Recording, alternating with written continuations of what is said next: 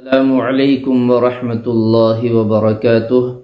امید ہے کہ میرے تمام احباب خیر و عافیت سے ہوں گے۔ میرے عزیزوں، پیارے بھائیو، بزرگوں، علامہ ابن سیرین رحمۃ اللہ علیہ نے خواب دیکھنے والوں کے لیے بڑی آسانیاں مہیا کر دی ہیں۔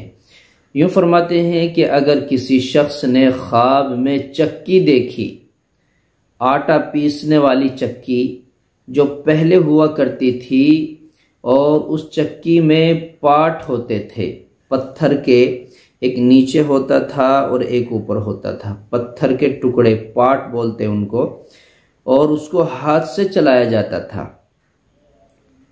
تو وہ ہاتھ والی چکی، لیکن اس وقت میں دوسری چکیاں موجود ہیں۔ اب اگر وہ چکی بھی ہم دیکھتے ہیں، کس شکل میں دیکھیں گے؟ وہ زمانہ تو بدل گیا لیکن چکی وہی ہے۔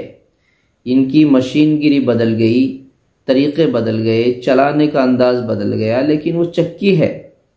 بہرحال اگر کسی شخص نے خواب میں چکی دیکھی، فرمایا ہے کہ خواب میں چکی جو ہے وہ فکر سے نجات ہے، فکر سے نجات ہے۔ اگر دیکھے کہ اس کے پاس چکی ہے، وہ چکی آٹا پیسنے والی، چاہے ہاتھ کی ہو یا اس وقت میں جو ہم بجلی سے چلاتے ہیں، مشین گیری کی جو چکیاں ہیں وہ ہوں، بہرحال پاٹ پتھر کے ان میں بھی موجود ہوتے ہیں۔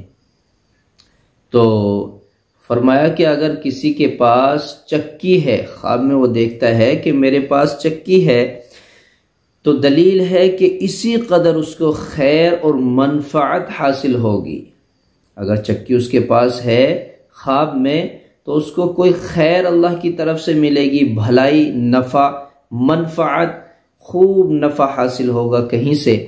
اور اگر دیکھے کہ چکی کا پتھر ٹوٹ گیا ہے، چلاتے ہوئے کسی وجہ سے پتھر ٹوٹ گیا، دلیل ہے کہ چکی والا ہلاک ہوگا یا کسی بڑی محنت میں، مشقت میں، پریشانی میں پڑے گا، الجھن میں مبتلا ہوگا۔ اور اگر دیکھے کہ چکی کا پتھر چرایا گیا ہے، دلیل ہے کہ بیمار ہوگا، بیمار۔ اور اگر دیکھے کہ چکی سے آٹا تو پیستا نہیں، حالانکہ آٹا پیسنے کے لیے چکی ہے، چکی سے آٹا نہیں پیستا ہے، وہ اس چکی سے مہندی پیس رہا ہے، مہندی وغیرہ یا کوئی اور چیز پیستا ہے، تو دلیل اس بات کی ہے کہ وہ جھگڑا کرے گا کسی سے، یا کوئی اس سے جھگڑا کرے گا، تو یہ جھگڑے کی دلیل ہے۔ یہ ہے خواب میں چکی دیکھنا۔ بڑی آسانی علامہ ابن سیرین رحمۃ اللہ علیہ نے ہمارے فرما دی۔ اللہ تعالی حضرت والا کی مغفرت فرما دے، درجات کو بلند فرمائے، اور حضرت کا فیض ہمیشہ ہمارے درمیان جاری و ساری اور سلامت رہے۔